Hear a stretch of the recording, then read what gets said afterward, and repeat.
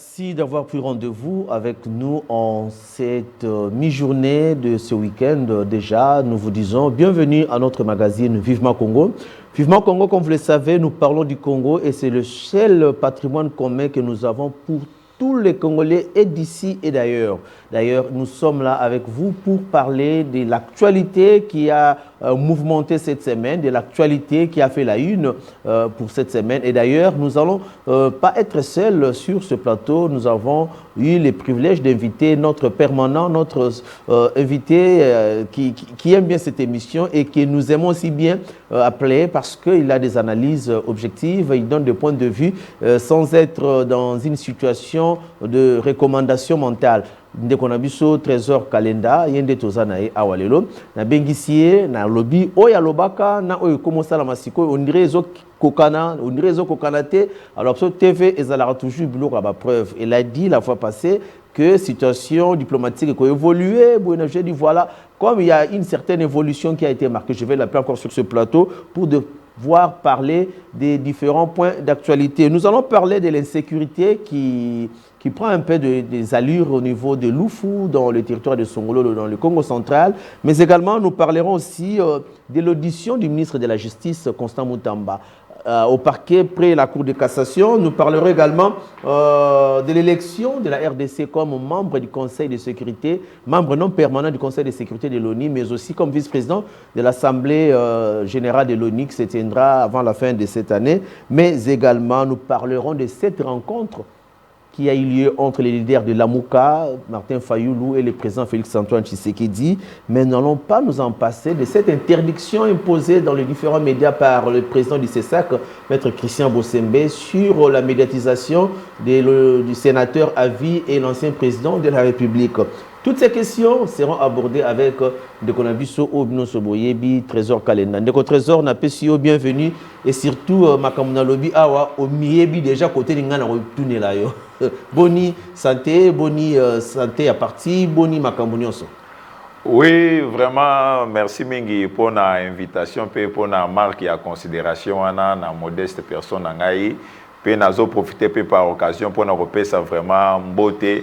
Na ba landi nyonso ya émission na biso awo nyonso ba mesana kolanda émission oyo Vivement Congo ba nyonso ba kozwa libako ya kolanda biso ezala tana nzela ya ba réseaux sociaux ezala na n'importe quel nzela ba kolandela biso na pesi bango pe na mbote na pesi pe na mbote na bana nyonso ya Congo central pe ba kongomani nyonso o nyonso bazo porter Congo na mitema na bango. Voilà, tout côté déjà, comme nous avons dit que les lots analysent dans les années belleté, puisque les lots n'ont eu pendant na mutambo dans la luka. Nous avons pendant la question, ils ont pas la réponse. Tout est déjà bon. Voilà. Déjà, on a tout na yo, oza kuna na songolo na lufu, te qui insécurité, ezo toka, net ezo kita, net ezo mata, population ça ko se plaindre, ça biso sango ya sécurité kuna na lufu. Insécurité comment ya makasi pour l'année.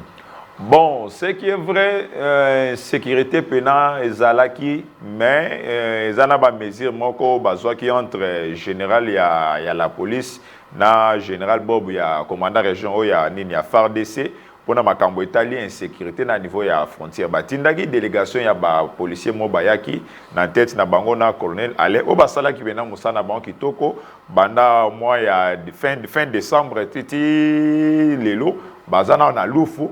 Mais par rapport à moi, bakok en jambe, tellement que non a l'oufou, tous en a bateau, on a comment mais ça n'a pas bien chef coutumier. C'est-à-dire donc beaucoup de policiers, musu ba jambe, musu sur service à sécurité, mutu ça na 20 ans, ça na l'oufou, 15 ans na l'oufou, 12 ans, 8 ans, à chaque messani déjà donc bango pour na bango, et ça ka pratique ya ba mafia, ba makambu, ya ba mafia belé de basi ba messani na yango. Le temps mutu azoya pour être sala musala kitoko oyo population nyonso ezali ko betela maboko population nyonso ezali ko soutenir okomona bango bata d'accord na mutu ya ndenge wana te ya wana zo senga vraiment na bakonza mboka plus nazo lancer vraiment message particulièrement na commissaire provincial au bauti ko nommé récemment que tango kokota vraiment komi koti sate na makambu ya bateau bazakuna mais quand peut ko sala pe système tout monde a même directeur provincial ya DGD qui na Cesarco ko feste mingité chaque fois les directeurs à l'État ya DGD ya Congo central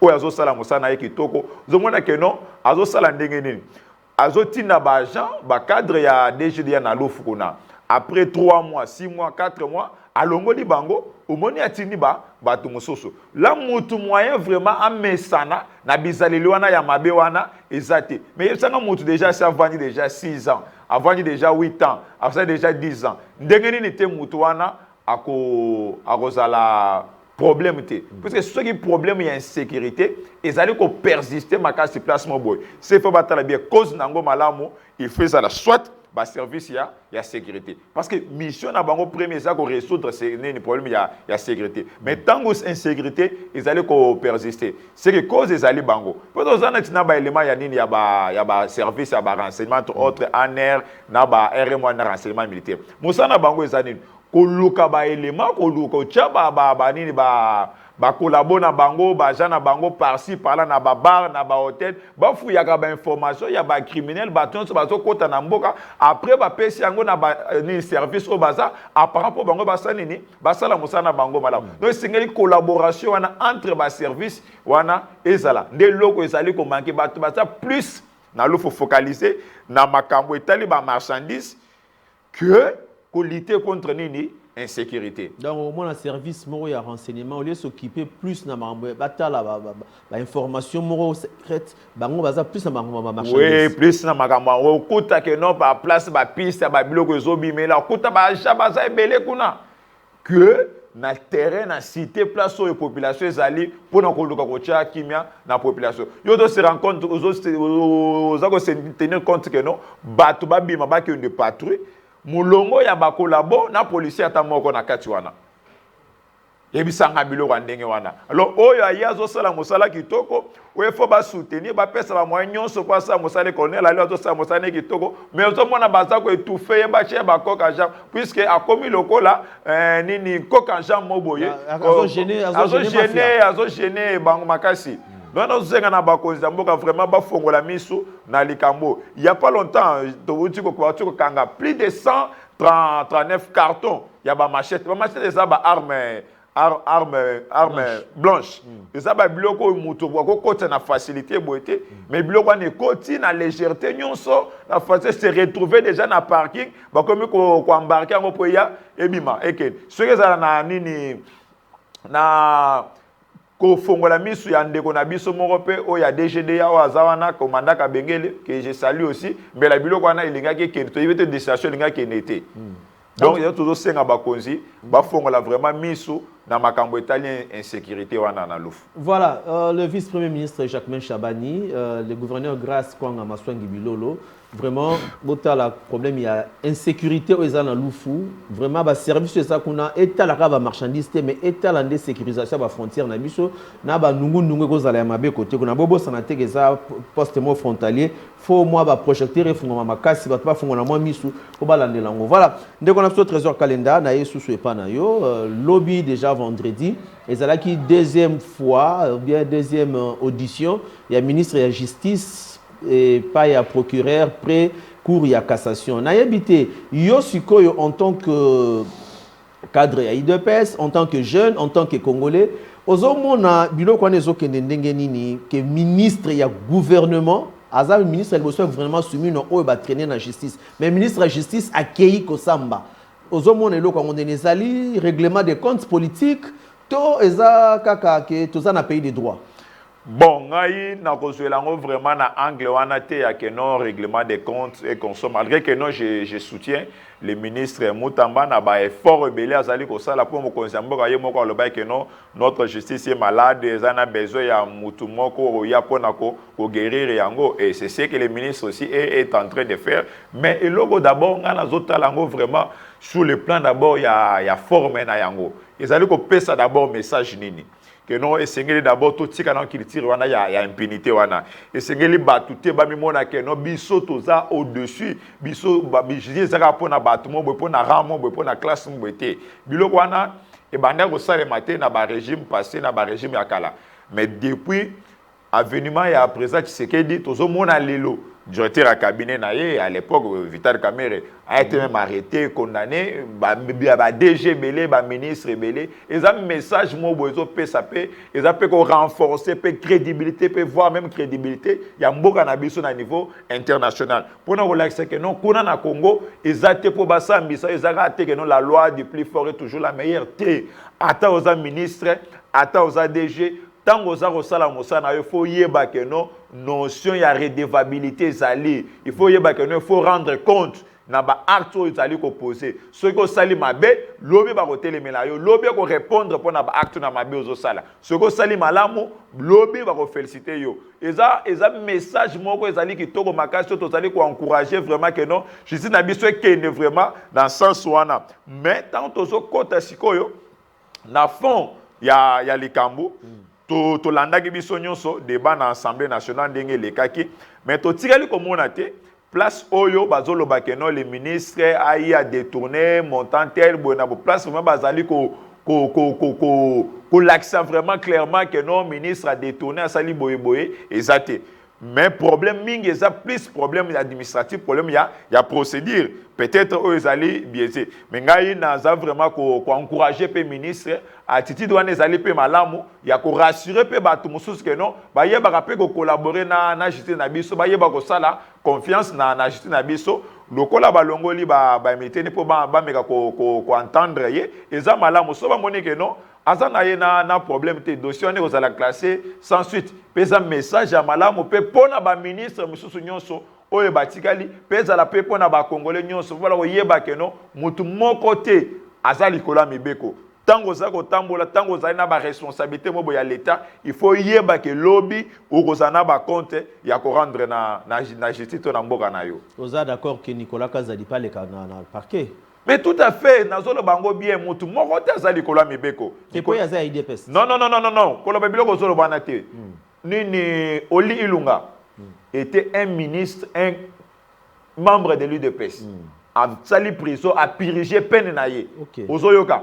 Tozana nani ministre Teni Longondo. A kena même tina prison. A sali même na mikolo na prison ya bakal.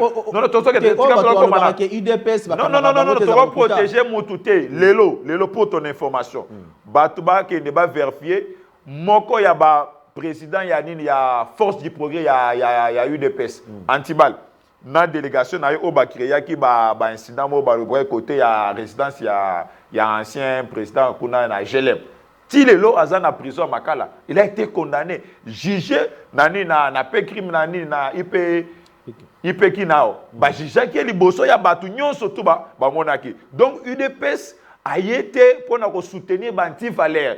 Ozaloza muto UDPS et sengelo tango na lolenge sengeli. Soto tango na lolenge sengete yeba que non ko répondre pour na ba acte na yo. Si ka ça dit, je sais moni que non ba acte oya posé bien biloko a lobby ezali ko pesa ba infraction mo boy. Et sengeli ba entendre ye pour éclairer religieux ya nini ya justice na biso. Voilà, de votre trésor calenda les loza penda très clair. Non, il faut répondre na baction long. Peut-être pas ba éviter. Est-ce que ba éviter même les secrétaires général Augustin Kabuya ba convoquer na parquet ya nini ya Gomé près tribunal grande instance ya nini ya Matete. Ba entendre ye na année 2022, 2023, si je ne me trompe pas. Le général Augustin Kabuya. Non, Batouba se trompe pas. UDPS, tozali pour soutenir l'état de droit. Donc, Moutouaza Likola Mibeko Asati, ou le secrétaire général, allez vous renseigner à Samba, na parquet, Yagomana pour Magamo, Bakenda, Kwakise Yekuna. Voilà. Donc, personne n'est au-dessus de la loi. Tozongi na dossier à diplomatie, Touba Tali. Naba opposant, naba au pouvoir, naba neutre, c'est une montée significative. Il y a RDC, ils allaient élus comme membre au Conseil de sécurité de l'ONU, membre non permanent, mais également RDC, vous avez la vice-président na makambo oyo tozota la siko yo ya Assemblée générale des Nations Unies. Yo en tant que Congolais, au moni monter wana diplomatique, trouver un effort wana ba fleur aux jeter panani. Bon, premièrement, d'abord, je félicite le président de la République, puisque tango azalaki komata kokita awa, bamonaki peut-être tournon na yewana que non bande ko sala ba aventure azokende ko sakanaka azoke or le Congo était déjà jeté dans les oubliettes. Na ba concert des nations nyonso ba bisika nyonso ba décision ya minene banda kozwama, le Congo n'était plus représenté. Ozomona tozaka kakuna te, toza même nani na au conseil ya droit de l'homme. Toza les sous na siège mosusu kuna to gagner kuna les sous grâce pe ya la ministre ya affaires étrangères oyo azali kosala mosana ye kitoko makasi. Donc lelo le grand Congo oyo babosanaki déjà oyo batekaki oyo babomaki pendant plus de 20 ans, pendant plus de 30 ans, Tobodon babosanaki déjà les grands Congo. Mais grâce à moi, Nambo, ça 100% congolais, où ils ont porté Congo na motema na ye, de aye abundi a salibo de façon que non, ba considération wana que et si comme mon tel Congo ya Congo débat sur la décision makambo etali Congo sans que Congolais à la place wana, sans que Congo à la représenter. Et si quand nyonso ba décision minene ya monde ko swama et sengeli Congo et Zalawana. Parce que peut d'abord que non, Assemblée générale des Nations Unies, il y a un organe suprême. Il y a Nations Unies, même au-dessus, il y a Conseil de sécurité. Donc déjà, qu'on a déjà élu, vice-présidence déjà, et ça déjà enjeu moko significatif déjà dans Makambo Ebele. Et qu'influencer Makambo Ebele et Zala dans Makambo ya ba guerre tozana yango. Yango na ngina tuna yo élection na biso na ba poste nyonso wana. Et ça un impact moko direct na Makambo guerre to na to subir na l'agression rwandaise. Oui, et ça un impact makasi puisque dengue za déjà du fait ya kozala déjà membre déjà dans le conseil de sécurité, ils ont déjà une proposition mususu otokosala. Ils en avoir mususu parce que ils ont mususu oyo bande na biso ba africain mususu banda ko kosala te par rapport ya complaisance pe complicité mususu basaki nango. Mais lelo vi que biso moko tozawana, il a joué déjà il joué déjà makasi na ba prise ya ba décision na makambo ebele.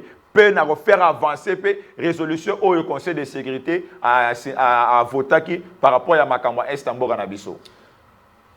Beaucoup de fleurs à Madame Thérèse Kayikwamba Wagner, lobby na réunion au Conseil de ya ministre, chef de l'État Lobaki. Voilà genre il y a des collaborateurs on a besoin.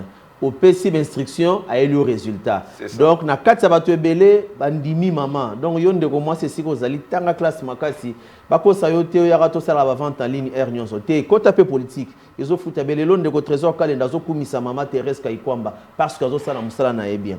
Parce que tout le bel mambo guerre et agression tout le monde qui sortie médiatique en début de semaine, il y a leader il y a la Mouka candidat à la présidentielle il y a 2023 puis 2018 au Tobengi Ndeko Martin Fayulu à sala qui sortie médiatique naé et puis à s'adresser qui na population à lobby en bien aza koyebi sa président Félix naza na posa tokutana na yo aloba ki en publiquement kenen na ndenga ya kuzute président pa yambaki ba sololi président de la République ayambi Martin Fayulu ba sololi atalisiye ayebisiye vis-à-vis que voilà boina parce que rencontre wana ya Fayulu na président Tshisekedi est-ce que ba sombi Fayulu to Fayulu azo salela mboka yo za congolais kolata IDPST na minito non o makambo na yebisa go maintes fois ndeko Charles que non tangu to solo bela Congo photo le belango sans état d'âme sans complaisance ou quoi. Nous sommes des Congolais, tokotika la ba Congolais, Tshisekedi akoleka na ye, ndenge neni Lumumba lekaki, ndenge Kasavu lekaki, ndenge Kimbangu lekaki, biso pe toleka mais Congo kotika la Congo. Alors tant tozali kolobe la Congo, il faut pas to salaka ba aventure, to salaka ba blague, il faut vraiment to loba vraiment avec passion vraiment que non, tozali ba Congolais puisque zana isika mon côté, tokokinde toko se sentir à l'aise plus que mboka na biso. Alors premièrement d'abord je félicite le président Martin Fayulu Oyo a eu décision ya monene bongo puisque a moni que mboka ezana danger. Mboka ezana danger to se valer fasté to zonga kasima. Total la histoire ya mboka na biso depuis ba année 90. Combien les Rwandais nous ont manipulés. Est-il là pendant plus de 30 ans bande konabiso baso continuer ko kufa. Bande konabiso baso perdre ba vie. Le ezana bana batikali sans papa, sans maman, sans déco. Le ezana bande ko so ba perdre famille mobimba. Alors eteni ya mboka na biso ezo risqué que non to perdre yango mais na makambo boy est-ce que ezo senga que non ngai na yo to tiana no ba problème mo boy to soana ra aussi longtemps que non mboka otozo wela mboka otozo lingela eza na danger non. Martin Fayulu a talisi que non à sa mwana mboka a tché d'abord bolingo ya mboka liboso a tché d'abord souci ya mboka liboso. Mon frère, il faut pas battre ba sanaka problème ya ba Rwandais ezali mabelende bazali koluka. C'est les sénateurs que les Rwandais sont en train de chercher. Batba kende ko visiter l'accord de l'Émirat. Fayulu l'a bien dit, ezaka na point de presse soit même avant na meeting moi salaki. Alors ba que non bande ko wana ba Rwandais basi bazui déjà mayele. Ko kanisa que no touro bayaki yane nini 90 wana tango bayaki vers les années 90 bako sala même erreur wana te. Bako changer pe stratégie, bako changer pe méthode na bango parce que bayibi que non bako faire avancer pe nana bako pe wa nanga sali bango oneni musa sanini musa sala ki bango. Alors esengeli biso ba congolais to sangana to sala bloc pour te défendre nini mboka na biso. Et nde loko esengeli congolais nyonso esika azovanda atala yeba que non mboka na biso est en danger. Mais place oyo ngana zana d'accord tena mwana mboka Martin Fayulu eza tango azolo bakeno tozonga na pacte républicain oya bandoki wana ba sako to ba faire pour na ngaité c'est ça non non bato wana baza bandoki baza ba congolais ko tout pour na ngana zo douter ko na ibité so baza ba congolais puisque comment bino bozo mi lo bakeno boza ba sango bozo ba ke bozo pensa sango malamu même Christ Bible ezolo bango tango Christ a commis liboso ya tombeau ya Lazare. Bible est na biso que non Jésus plaira. Mais comment bino bokomi na Goma après comment na makila ya ba congolais et tangi plus de 5000 plus de 15 millions de décès.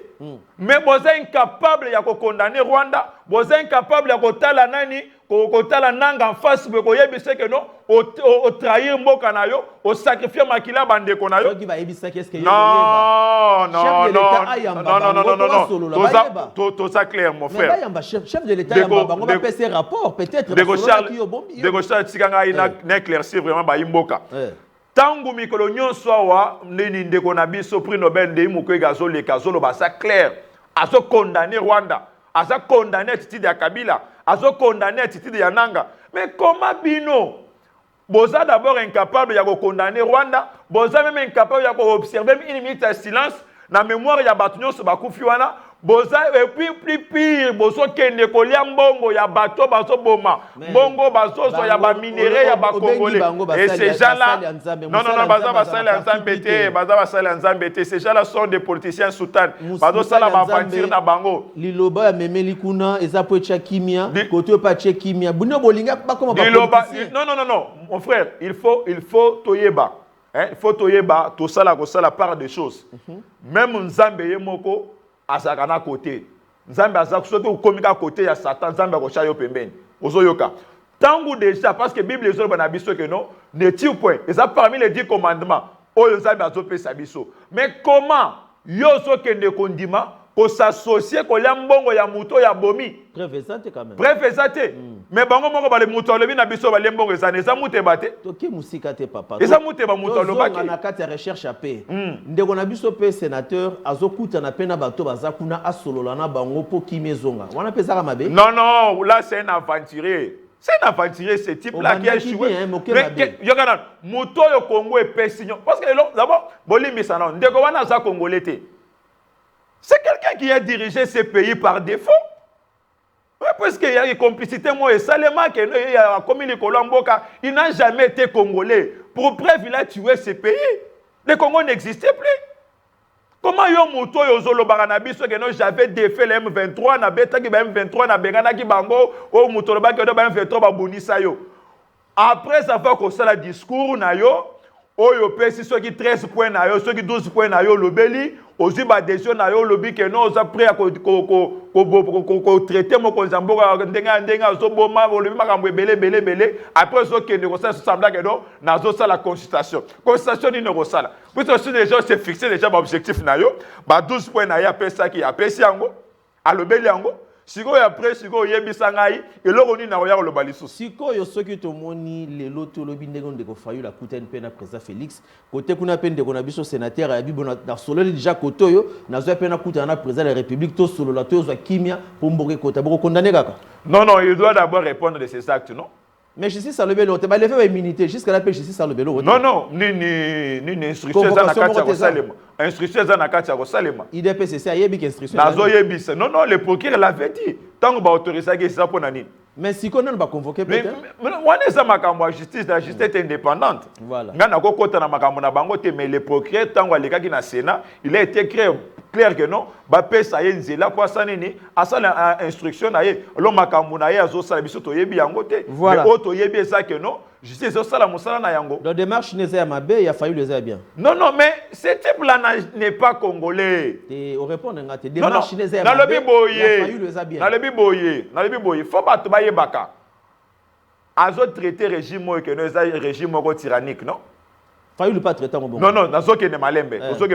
Okay. Est-ce qu'il peut nous dire dans quelles circonstances Chebe Yakoufaka? Et puis, Chebe Yakoufaka, c'est parce qu'il avait documenté ma preuve union sur le massacre et Salemaka, na Mayombe, kuna Yabundu ya Mariala, Yabundu ya Congo. Et ça, quoi, il y a des circonstances, Oyo, Rosimu Kenyakufelaka, Thérèse Kapanga la Koufelaka, Serge Lukusao Babomaga Liboso, ya siège à Seni. En 2011, voilà. Est-ce que vous avez vu des combattants na siège à UDPS, vous avez vu des circonstances de combattants qui sont dans l'aéroport le 26 novembre 2011? Non, ce type-là, Azalaki Koya, na ba M23 bandeko na ye ba Rwandais. Foyou la sa Congolais. Foyou la sa Congolais. Non, non, foyou la sa Congolais. Non, non, Nathan soit campagne. Nathan soit campagne. Ba divergence c'est ça la kaka batuna batbalokaka ko utiliser moi ba biloko mo boye pour na pe ko loraka no ba tirer ni ba électeur na ngambo na bango. Mais ce qui est vrai foyou c'est notre frère congolais, mais l'autre là, asa congolais té.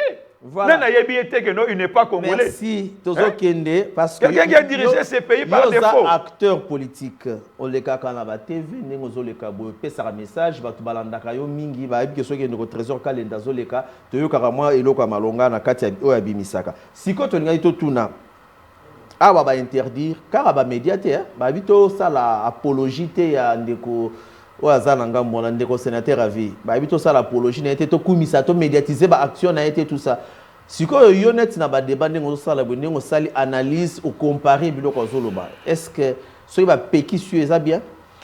Non non, je pense pas que no ba peki si kolobela ye ou bien kotanga kombo na été ba lobi que non ba peki si d'abord kolekisa ba communiquer na ye kolekisa ba biloko azali ko sala ko pesa pe parole plus na ba communicateur ya parti na puisque déjà parti na bango ils a déjà parti mo déjà ba si ba suspendre presque ba activité na yango nyonso et je pense que non ba ko retirer bango pe agrément ndenge ministre alobaki ne veut pas malobaki et ça eloko moko eza logique eza normal na repeso exemple moko eza na chaîne moko eza ya ba panafricaniste moko Congo Média. Chaîne wana elobelaka makasi dénonçaka nini kolo miloko ya mindele nde ba colonisaki biso nde ba traitaka biso basalaka ba biloko wana. Chaîne wana ba censurer ngo na espace Schengen nyonso na espace nyonso ya Union européenne et les karaté ba tiaka ngo te. Oko capter yango te. Puisque ezali ko bimisa ani ezali ko lakisa mutakala nyonso ya mundele. Mais tout ça, bon, il y a un problème. Et ça a des chaînes, il y a russe. Vu que Bandeko le la makambo ya Russie, bonaboye, ba censurer un open espace européen. Vous êtes pour la décision de Christian Bosembe? Nous vraiment soutenir à 100% la décision il y a présent, c'est ça. Merci beaucoup. Décision patriotique. Merci beaucoup parce que minute n'a pas Sili n'a pas ce temps, pesa la caméra, pesa message na population à la Ndiolelo.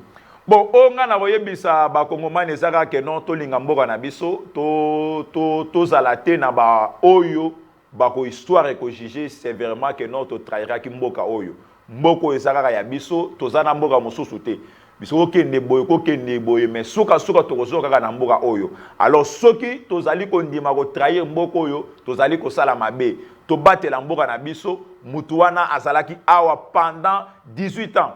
Et l'ogoni na salaki ya malonga. Et puis les lotango azo luka ko ya ko envier que non azonga na mboka oyo. Pe le tozo mona batu mususu na ba oyo abomaki na ba oyo abomaki bandeko na ye na ba oyo akangaki anyokolaki makasi bazo betele maboko. Ezali vraiment ko sala pasi mingi. Et puis qui samite que non ba congolais ba solola. Mokonzi mboka azali ouvert pona ko yamba congolais nyonso ndenge ye moko alobaki yango mais lobi te que non po ba congolais ba solola et sengeli kaka ba solo na nzela ya basango to bona bon non non Mais je pense que médiation n'a pas. Pardon, là, j'étais place, c'est très important. Médiation n'a pas. Même apôtre dans le pays, à jouer en go. Révérend quel loi m'a pas jouer en go. Et le but est que non bango de baza na monopole il y a nini ya ko ça la médiation na mboko. Non non. Et Sengelipe s'il vous plaît, ma paix ça fait confiance. Même attends na apôtre Roland Dalo, même nini docteur Atom Sumbu m'a pas ça la yango. Et ça peut m'embêter. Na sentir pendant qui Philadelphie Bimina Katinayo. Merci beaucoup à vous tous qui nous avez suivis. C'était Trésor Kalenda, Betty c'était à Mouta IDPS, à Zape Mouta Philadelphie. Allez-y comprendre. Résidence Tunezara normale. En tout cas, merci beaucoup à JC Mavouba, na réalisation de Sélection Kitoko. Merci beaucoup à Jonas Siminga et à Christian Bakabika. Grand merci à tous les téléspectateurs au Balandaka Vivement Congo. Tout ce qu'on a Congo. Au revoir.